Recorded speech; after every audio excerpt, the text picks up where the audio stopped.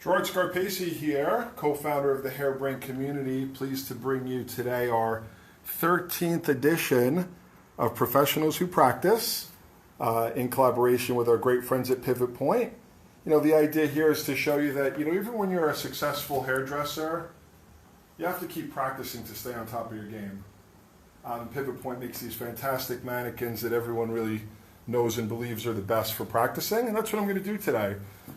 I wanted to practice specifically on bangs today. So I'm going to go through 4 different ways that I cut bangs. Of course, there are more ways than that. And I'd love to hear from you guys some of your favorite ways to cut bangs. I'm starting off with what I call a V-bang or a swing bang. So you can see, Kelly, if you can get a shot here, this is a fairly common way that I section in a triangle. I come from the high point of the frontal or the forehead, and then I determine how far I want to go out from there. In this case, I've come kind of into the pupil area. So this is more of a narrow triangle rather than going wider. And some of the other techniques I'll show you, I'll go a little wider. But so the idea behind this swing bang or V-bang is that it's meant to swing around the face. And what I've found is sometimes if the section is too wide, it's hard to get it to swing across. So that's why I've chosen a little bit more of a narrow triangle. Using the razor for this technique is really ideal because I can cut from a shorter point, in this case right by the tip of the nose, then let my hand slide through and unzip that hair and come into a longer point right by the chin. This is called a V because I'll do the same thing on the opposite side to make a V shape or kind of an arrow shape. And it's a very, very versatile way to get the hair to swing around. You'll notice within the triangle, I'm taking sections from the left bar of the triangle across on a diagonal, a kind of a bias sectioning, crisscrossing. I tend to take 3 going one direction and then 3 going the other direction. And again, this is to help me sweep across the front curve of the head. I've chosen not to elevate too much here because I'm using my blade in a flatter way. So I'm getting plenty of texture and graduation without having to lift. I don't want to make this hair too fine, but you could choose, and of course you could rotate your razor in different ways. But the idea here is when that line is against the skin, you don't see a line. You see a taper going longer and longer, but I don't necessarily in this case want it to be very blunt. Okay, now I'm going to turn the mannequin in the other direction, and I'm going to come around, and now I'm going to crisscross the opposite way. So again, working on a V-bang. For those of you just joining us, today I'm going to do a series of 4 different bangs and just talk about fringes, bangs, whatever you call them. The Germans actually call it a pony. I know there's a lot of different names out there. I don't know, what's right or wrong personally, but you can call it a bang or a fringe. It's really just the front of the haircut. Awesome. Kelly here from behind the camera, here to take your questions, so please fire away. Just want to say hello to everyone watching, Milo and Gwen, Sylvia, Tristan Morrison, Tadashi, Diane. Welcome, everyone. All our friends are here. It's like romper room. I'm sure you guys are watching on your phones in between clients, busy day in the salon. We love having your support here. So you can see I've come into the second side. If I was to just resection the first side, you'll kind of see what we mean by a V-bang. Shorter point, trailing to a longer point. V-bang or a swing bang. Very common part of my repertoire in the salon. The thing about the bangs I'm going to show you today is, they're all segmented off from the rest of the hair. And really you could do, this could have a 1-length bob. It could have a long layered shape. It could be a shag. It could even kind of be like a pixie or a short haircut. It's just this area, this bang or fringe area that could be incorporated into so many different things. And again, I'll show you the sectioning. This is probably most common. I come in and I really just look or judge the head shape. We've got the apex, which is the highest point of the head at the back. Then we've got the beginning of the curve here, what I call the beginning of the frontal bone or the forehead. That generally is hair that's going to fall on the face. From that point, I decide how wide I want to be. Here, I didn't go very wide. I didn't go all the way to the hairline. I visually came to about pupil, because I find when I want something to swing, I don't want the section too wide. And here's the thing, you can always add more. But if you go a little too wide with this technique, and some of that hair doesn't swing across, there's not much you can do about it. So again, you can see creating that V shape right down into the center. Shortest point, you know, and this can be asymmetric or symmetric. I'm working symmetrically here, thinking about tip of the nose right in to the chin, and then coming on this side using the heel of the blade from the tip of the nose right into the chin. Now at this point I want to decide if I need to take out any weight or I like the density. So here you can see the effect of why we call it a swing bang or a side bang. I think, you know, a lot of times clients will say that. The shortest hair pushing the longer hair and giving a nice movement across the face, really in either direction, which is nice. So I should be able to really get that to move in either way. I think I am going to take a little bit of weight out of the center. Here's a little trick that I like. I'm going to take the top of the section, the triangle, the point off, and I'm not going to texturize that. You guys see this little triangle here? I'm going to remove weight below that, right in here. If you look through the hair, you can see where it starts to get thick, and it's right in here, and I'm going to use a little bit of tipping, just with the tip of the razor right in the center, scratching across there. Let's see how much weight we've taken out. Let's move that across. That's feeling a little better. I think I could even do a tiny bit more. Little bit of weight right into the corner here. Softens the corner. But I've left this untexturized, the idea being that it should help it stay to the side a little bit more. There's a little bit more weight on the very top of the section. All right, so here we have our first. Now let's do just a little quick drying. Since it's such a small area of hair, you guys can bear with me for a minute while I dry. I'm going to use a little blow dry lotion, something very light.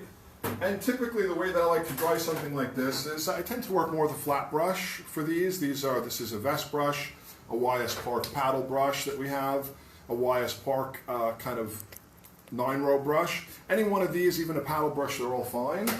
I'll start off getting that moisture out, just wrapping in a similar movement. So I'm going to turn this blow dryer up. I'll talk nice and loud. Again, it's just this small area. So you notice I brush all the hair over to the one side, obviously to encourage that swing. Then I'm going to come back across,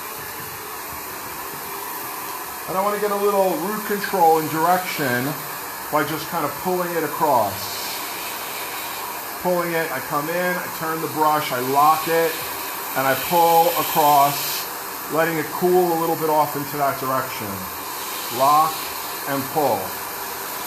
So I wrap it in the direction, trying to control the root. That's what that lock does here. And then I can get heat and I can control the root, and then I can smooth out the middle and the ends, helping to bring that across the head. Lock and pull. All right, awesome. While you're getting through your blow dry, I just want to say hello to our audience. Thanks for joining us.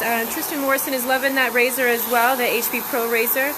Matthew Jastrzemski says hello, as well as a bunch of friends from across the world. Hey guys, thanks for joining us. Thanks for your support. Today I'm going to demonstrate a couple of different bangs or fringes on 4 different pivot point mannequins. We're basically doing like a micro lesson. I think this is an interesting way to just really focus on a specific thing. So I've sectioned off all these mannequins previously to kind of start to get the effect that I want, and then I'm going to come in and cut a few different bangs. Here I've worked with the razor, and I've cut what we call a V-bang, or a side bang, or a swinging bang. Lots of different names here. And now I'm just quickly drying it, since it's such a small area, to kind of show the effect. And you can see how that would kind of curve across. Now, you could choose to use a round brush now if you wanted. I would focus the round brush more on the ends and the middle. I changed to this brush so I'd have a little bit more control, because we've got the boar bristles and the nylon bristles to kind of help control and put that little bit of bend and movement in.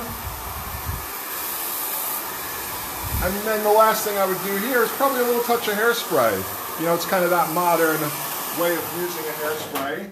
So using a little bit of spray here. I might even just start by just spraying it on my comb.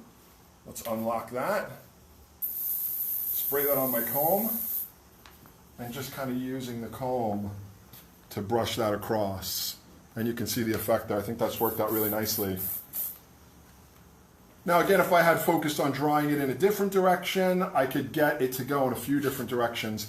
Now imagine around this you could have a bob shape, you could have a long layered shape, you could have a short, more shag layered shape, you could even kind of cut a short haircut and have this at the front. So this is technique number one. This is our swing bang or our V bang. I'm going to move along and do some other stuff too here. So having a lot of fun today, working with my pivot point mannequins. That first one I worked with was an Irene. Now we're working with a Viola. I love these ladies. I'll be honest with you, and you guys have probably had this experience yourself in class or working with a mannequin. Very often, the front can be really pokey and jumpy, and it can be really hard to cut any kind of bangs. Pivot point mannequins, the way that they implant the hair, it falls very beautifully, so you can get a great lesson out of it. So you can really master the technique and then move from there. Okay, you can see here, I've got this mannequin that was pre-colored. I've sectioned off the triangle again, so you can see that top point, the high point of the frontal. Now my section, compared to the last, let's grab this over here. You can see I've gone wider. What I'm going to do here is more of a classic kind of square fringe or square bang, and I want to take it wider. So with the swing bang or the V bang, I went more narrow. Now I've come out a bit wider deliberately. Now I'm going to do this in a way that was kind of how I was trained back in the day at Sassoon. It's a little bit more challenging. You know, you want to kind of square line, but I'm going to take very similar sections to how I did the swing bang. And what I like about this is it allows the hair to fall very naturally. So I'm coming through, taking a section on a diagonal, and I allow this hair to fall right where it lives to start off. Now to me, the trick that I like to get a square bang feeling really nice is to follow the curve of the head. Right? So I let this fall naturally. I use the wide side of a classic cutting comb like a Sessebon 20, one of my favorites, because I do want a little control. I'll pick this up with the scissor. Might not take all that hair yet since I'm just getting started. I let it fall in. I make sure it's fairly low. And then again, I look at where it's living and where it's falling. I'm going to do this all with point cutting. Let's come like right on the eyebrow ridge. Scissor on a slight diagonal, so that as I cut, I get a serrated kind of line.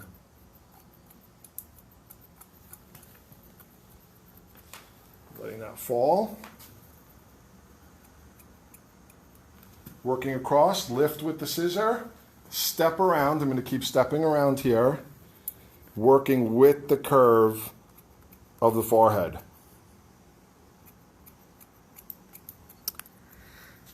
My points are pretty close together here, because, you know, end result is I want a pretty strong line, fairly defined line. So the pointing just allows for movement and root movement and gives a little bit more control and flexibility, but I'm not really trying to get a lot of shred or texture. Next section. As you're moving through your section, just going to pop in here. Iggy was wondering about the placement of those highlights. Good news is you can go back. This mannequin, this beautiful Viola, was colored by Lupe Voss on an earlier edition. If you're on our Facebook page and you go to the video section and you click on the video section, you'll see we have a whole section of this pivot point series.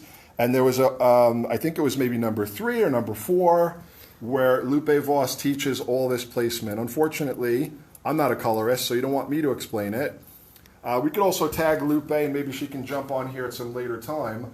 But here's the beauty of, you know, the way we're using Facebook. This is available for you guys in our video section for free at any time. Again, that's the Professionals Who Practice video section. Yep. So at this point, because I'm working from the outside in, I end up a little bit longer in the center, which is deliberate at this point. You know, because for something to really feel nice and square, it has to feel like it rises up a little bit in the corner. And that's exactly what I want it to do. Now I'm going to come to the other side, and I'm going to work 2 sections in the opposite direction and work the same way, and then we'll address the corner in the center. Lots of support, Gerard, for your bangs today. People I watching want to do something a little different. I think, you know, as a teacher, even this past weekend, I was out in Columbus at Virtue Salon. If any of those guys are watching, hi. And there was always a lot of questions about bangs, you know. I think it's something that we can be fearful of, you know. I see all the memes on Facebook about, you know, people being crazy when they want bangs. I don't think so. I think it's one of the most powerful things you can do to create change without having to chop someone's hair completely off all the time. So now coming in the opposite direction. You know, this is the hard part because you're working with a new guideline, so you have to take a little bit of extra time to see how it's lengthwise. That feels pretty good, pretty on, knowing that I'm going to be chipping into it a little bit. I'm going to work with the length that it is. You can see again, if you're just joining us, I've been working with these triangles. Now I'm working across diagonally for a few sections, lifting with the scissor, coming into the wide side of the comb, pushing it down, and angling from a shorter point in the corner, slightly longer towards the middle. Eventually the goal will be to round off the center a little bit so we have a nice square look. Following the curvature of the forehead. Doc Kerrigan had brought up the problem of cowlicks in the hairline. Yeah, that's a great... Can you touch on that a little bit? Well, you know, the truth is one of the things you can do is work with very little tension like I'm doing here. You can work dry, so you can blow dry, and you can teach clients. And again, if you watched a little earlier, the same technique I used, the wrap drying and then the tension drying, is kind of the key to that. The main thing is to, you know, really adjust your tension, adjust the length to let that hair jump up, and then really educate your client, because, you know, those kind of things can be controlled with a little bit of product, a little bit of blow drying. You know, but obviously if there's someone who doesn't want to blow dry or anything, then maybe that's one of those times when you say, hey, maybe bangs aren't the best thing for you. Or maybe there's a way to cut them that they're a bit more freeform. I have two more bangs that I'm going to demonstrate for you guys, and one of them is going to be totally freehand. And you know what? That could probably work really well for someone that has kind of a jumpy cowlick. All right, so if you're looking at this now, it should look kind of rounded in the middle. There's a little bit of extra. I want that right now, because when I come to, after I finish this, I can check that center off. So I'm really focused on the corners, and the corners should feel like they're going up a little bit, and the center should feel like it's coming down a little bit. Last section, will drop over this completely. And again, working freehand or working lightly in the comb, a little bit of combination of both. Working upward a little bit in the corner here. That's a very deliberate approach. Getting a little bit, I wouldn't want it so long in the middle that I have a corner. That might be a little too much to deal with in the refining. But I do want to head downhill a little bit so that the center feels slightly longer at this point. I'm going to move around to the opposite side. Push that in the comb, work across. Working with the HB Pro scissor, it's got a beautiful point on it, so it's great for this kind of work. It's offset so your hand gets out of the way. Beautiful tool to work with. You just answered Emma's question. She was wondering what scissors you're using. Yeah, this is a scissor that we have, everything that we're working with here, we have available through HB Pro, which is our online, it's hairbrained.pro, that's our online pro shop. And it's a labor of love, you know, so this is a scissor that over the years I designed to be a very, very versatile scissor, versatile tool. Okay, so at this point it should feel, let's see if I get a look on the screen there since I don't have a mirror. That's pretty good. It should be kind of curving down into the middle. Now in the center, I'm going to elevate slightly, and I'm going to work on that little bit of extra there, cutting a little bit flatter. Again, my pointing is very shallow just on the ends here. I want this to have a clean feeling. You know, one of these things I realized many years ago is if you want it to fall square, it kind of actually has to be when it's elevated, it has to look round. So that's after I get the general feeling in, I elevate it a little bit, and then I check that curve in the air, and that should start to pull it in much stronger and squarer. Coming around to the opposite side now. Awesome. Just going to pop in here again and say welcome everybody, all kinds of viewers from around the world, LA, the Philippines, London, all over. And Matthew was saying that his hands are like bear paws and they're always in the way regardless of handles. Well, dude, look at mine. I mean, you know, mine are pretty damn big too. But you say the stick offset to... helps. I'm not, you know, there's nothing perfect. Can you show us why? Because your hand, you don't have to reach back so far. Since your hand is larger, the thumb is more in a natural position. A straight handle, especially the larger your hand is, the further you have to reach back to get in line with the finger there. So it helps a little bit. There's nothing, that's going to make it perfect, but it's going to help you be more comfortable. At least it does for me. Oh, Sandra was wondering, are you over-directing? No, I'm trying not to. I'm trying to really cut on natural fall as much as possible. I am elevating a little bit because I do want a little bit of softness and bevel and graduation on the line. And now after I get the line in holding through the comb, I do some refining by elevating it and working on that squareness. I can see some graduation on this side.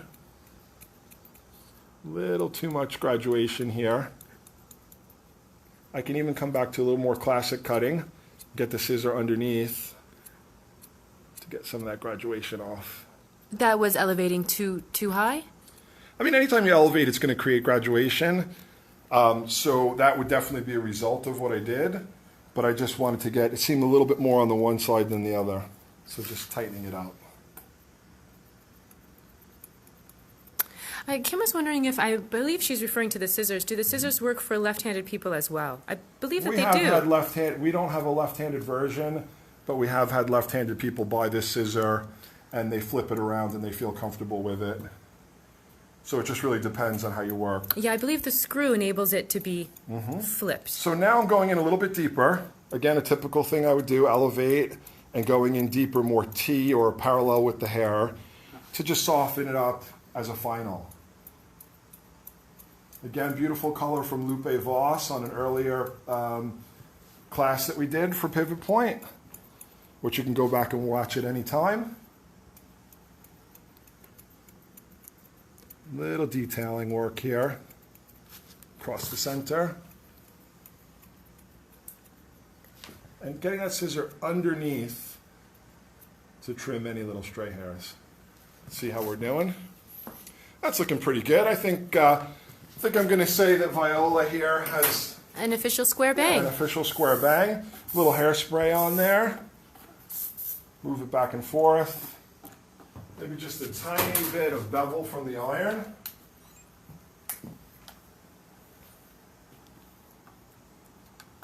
Little quick turn, just on the ends. Quick little turn there, just to get any kind of pokiness off. I didn't want it too much bevel while I was cutting because that can make it really hard to read. But now I can go in and put a little bit of bend on the line.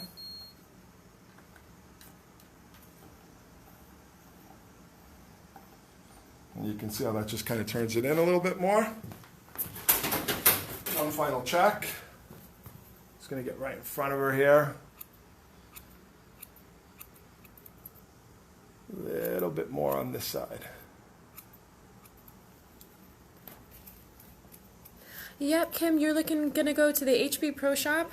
It's hairbrained.pro and look up our scissors. Okay, guys, I'm going to move on to my next one. So here we have so far, we've done a swinging bang with a razor, a square bang with the scissor.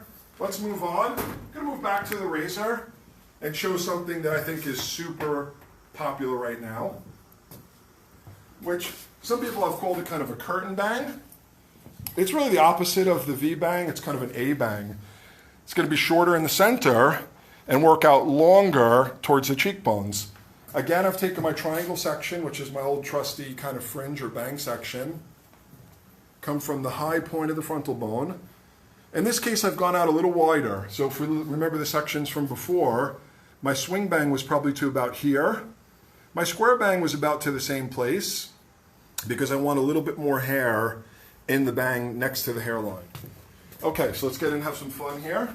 Find my water bottle. I'm going to spritz this down a little just because it's dried off. I don't particularly like to razor dry hair, so I do a lot of dry cutting with the scissor, but with the razor I always like the hair damp. Okay, section-wise here, it's going to be pretty simple. I'm going to take sections that are now parallel to the hairline. So the hairline in this case has a curve. My section's going to have a curve so that I have a nice even distribution of weight following the shape. I'm going to clip that back out of the way. Again, let's make sure this is evenly damp.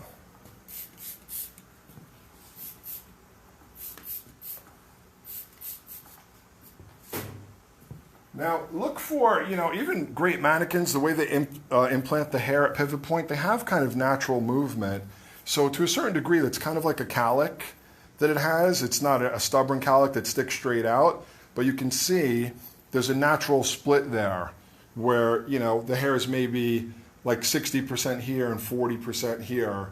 And those vary from mannequin to mannequin, which is great because it does emulate kind of the real experience. Now again, very similar to our V-bang, but kind of in reverse. I'm going to hold half the hair here. I'm going to choose to start maybe right at the bridge of the nose. I'm going to come in with the blade on a bias so I don't have a strong hard line with the heel. Now I'm going to slide, but I'm going to slide in the opposite direction from shorter to longer and probably go to about lip level as the longest point. So we can see short, and obviously that's up to you. You could go longer, you could go shorter, but you can see how it's creating that curtain effect because the hair is being pushed from short to long. Now I come to the opposite side, and I visually go for the same idea. So I want to start, I usually don't pull that piece across because the cowlick won't necessarily respond. I visually come in, I hold that hair, I look for that point. Now I'm on the tip of the razor, but the blade is still diagonal to the hair. So I get a nice soft kind of scrapey cut just on the ends of the hair and unzipping or sliding until I reach the corner of the lip. If you miss a piece with the razor, you can always just grab it like that. Looking for my balance here from the shortest point to the longest point. Coming back around to the first side from the shortest point to the longest. Again, tightening it up a little bit.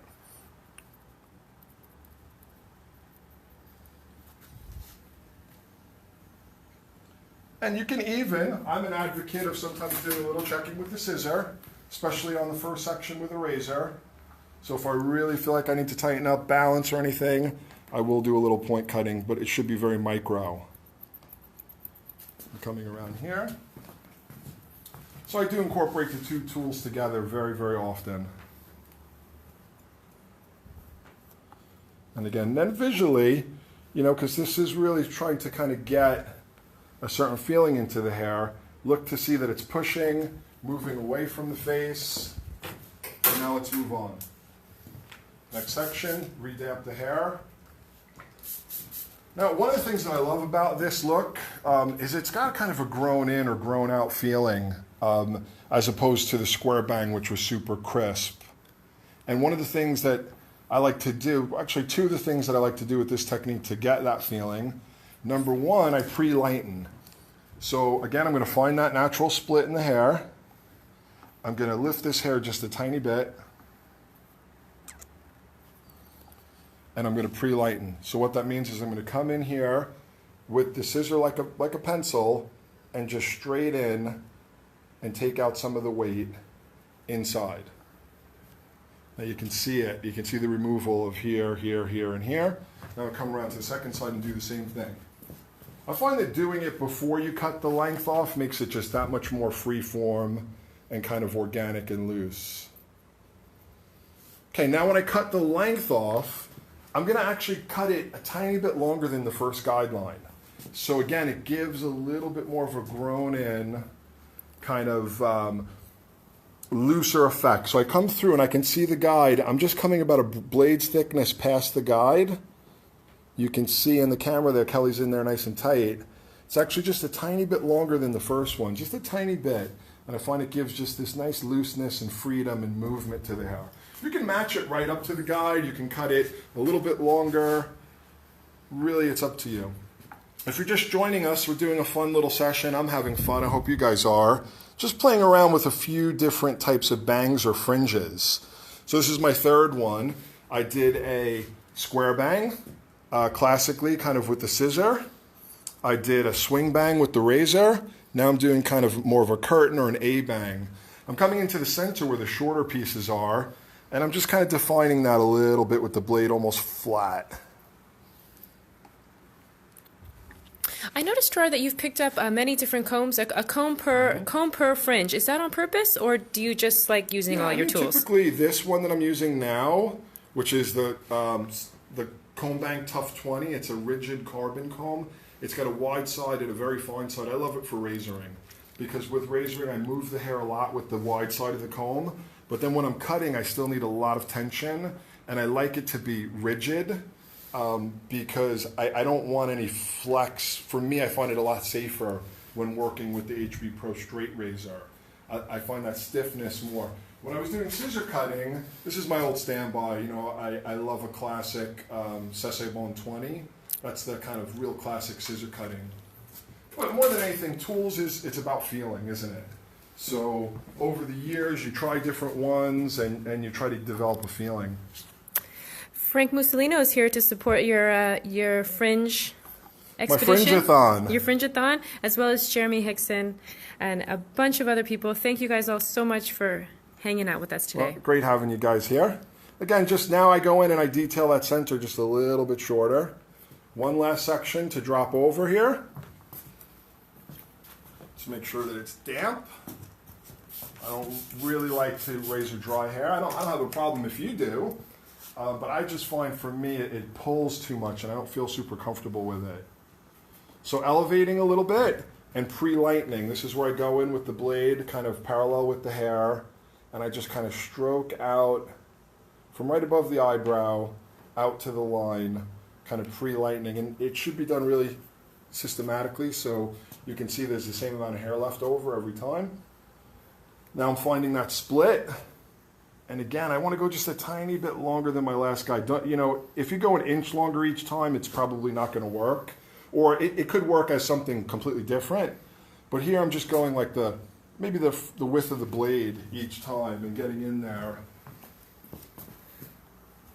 And what I do is I just find that it gives this nice grown out quality.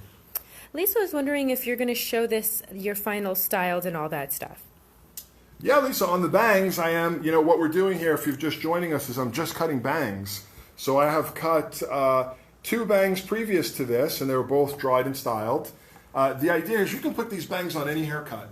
So this could be on a bob, it could be on a layered bob, it could be on long layers. I want you to start thinking of this segment at the front of the haircut as something that you can customize.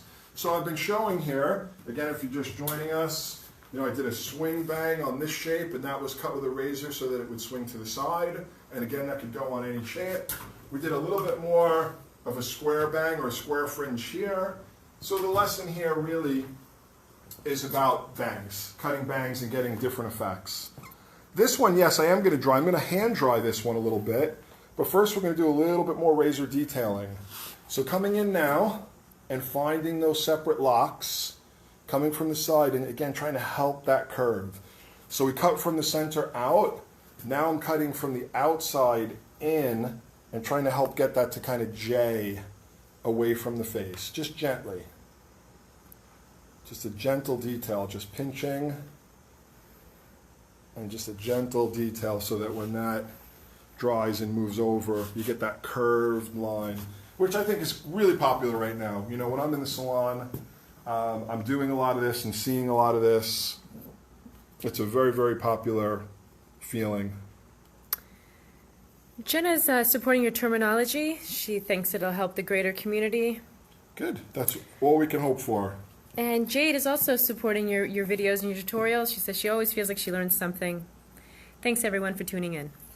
I'm glad to hear that, and you know, that's what we're all about. You know, Hairbrained is a global community of passionate hairdressers that want to, you know, share with each other. It's all about sharing, connecting, and, you know, benefiting each other.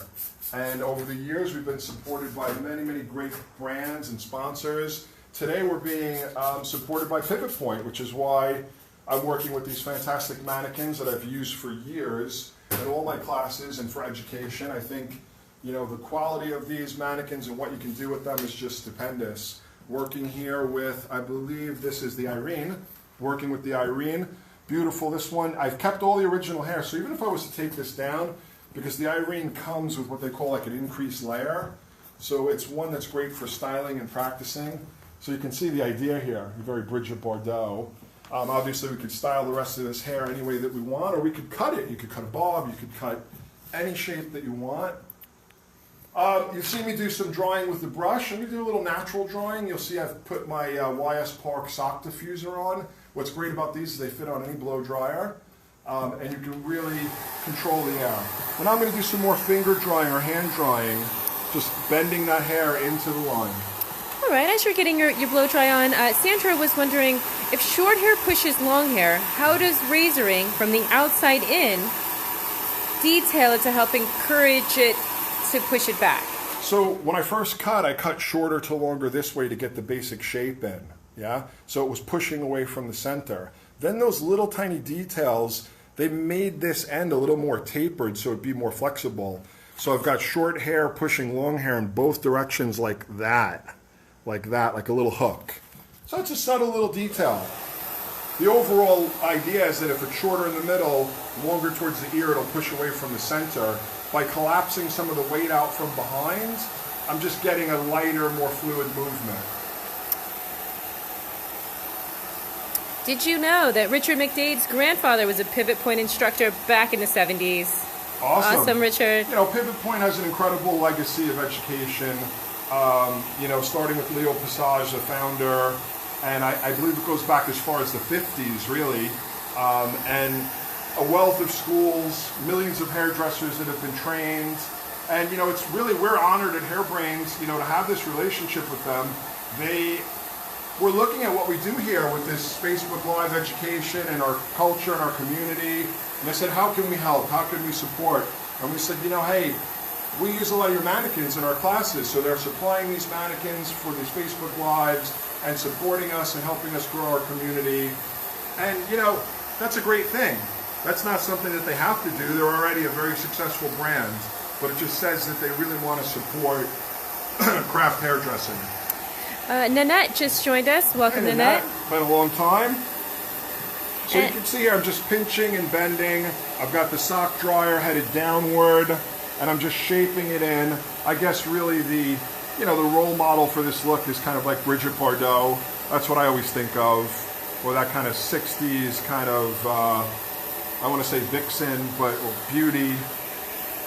Can you tell us a little bit more about the diffuser that's on your blow dryer? Yeah, this is a YS Park sock diffuser. This is a cloth piece. On the front here, you've got a titanium mesh. And what I really love about it is you can see it really only allows heat to come out. So this heat really allows me to hand dry beautifully. Now, again, when if I'm drawing spiral curls, I'll use a traditional diffuser with like a basket with fingers.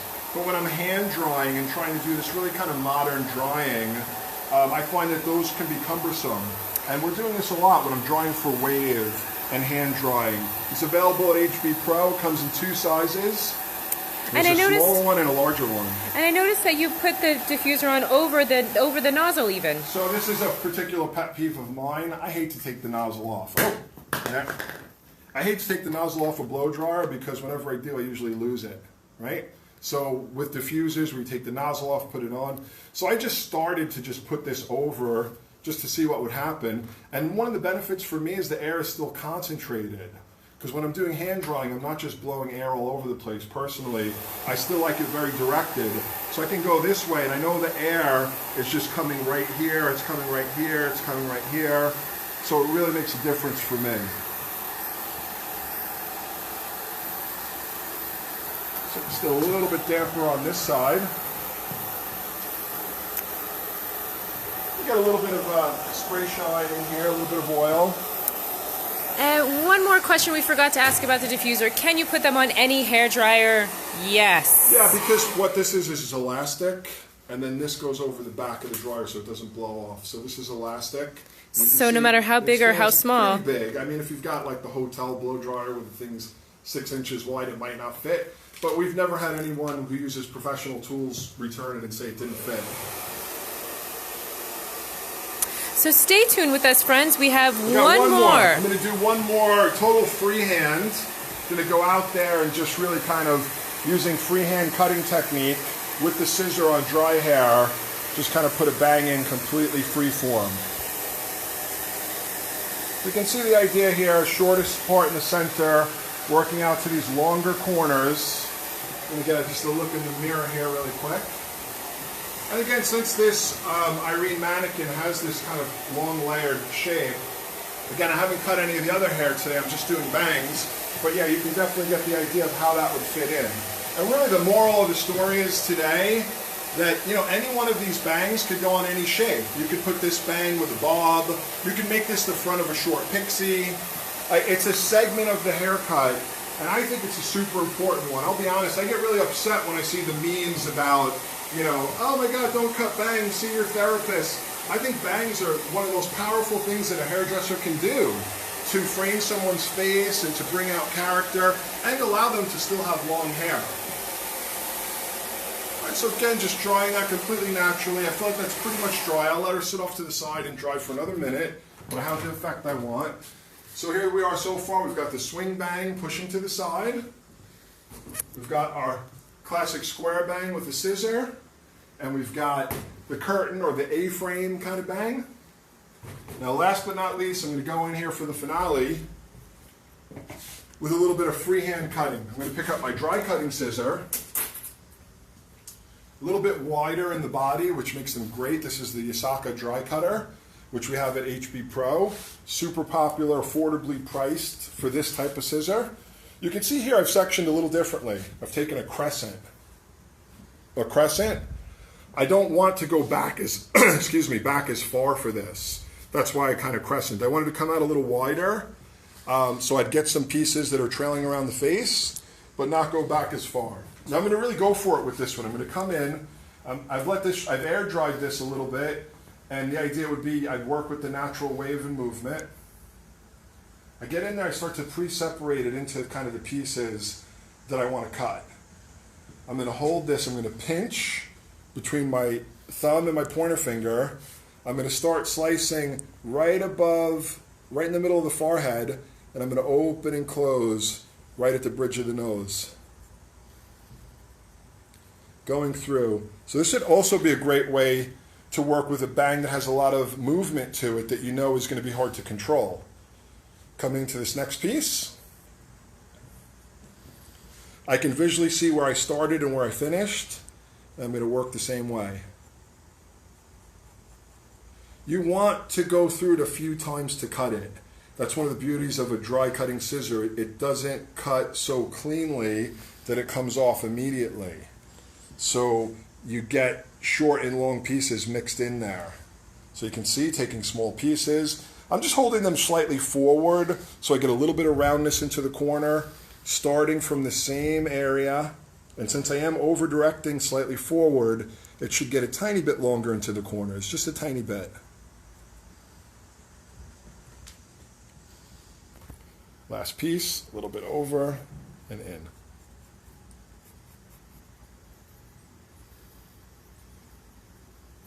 You're trying to control the length and get, not a line, but a length point. Then you can come in and, detail it a little bit with pointing, but hopefully you don't have to do too much of that. You can also detail by now turning the scissor on its side so it can be a little bit more gentle, like so. Now I'm going to come to the second side and work the same way. Split that up. Just going to lean the head towards me. I think having the scissor cut on top of the hair like this is the most comfortable. Start from that same point. Open and close without closing all the way, and work in. Now, Ned is a fan of these Yasaka. Yeah, it's a great scissor. For years I've used dry cutting scissors, and to be honest with you, they've always been super expensive. They're like $1,000, and I support people that want to spend that much money. I think that's great, but I don't think you should have to. I think that you should, for under $500, be able to get great scissors. And for dry cutting, I tried a lot of them, and this Yasaka dry for, I believe it's $330 or $329 is what we sell it for at HB Pro. I found it to be a great value for a great scissor. Yasaka is a company that's been around, I don't even know, 50 years or more in Japan. They're a legendary kind of company. I'm working my way through here. Then once I've got that general feeling in there, again, I'm going to turn towards the mirror, do a little bit of detail work. Now, Gerard, I know you mentioned that any of these fringes or bangs can be placed on any shape. For this particular fringe that you're cutting now, what would you say would be the cutest, ballish shape to go with these bangs? I mean, I think it's definitely kind of shag, really. You know, so something, and this, again, this mannequin, I believe this girl is the Brittany. Yeah, this is the Brittany. The Brittany also kind of comes pre-layered. So if you were to kind of dry this off, you know, it could probably use a little bit more layering, but it's definitely got a shag kind of feeling to it.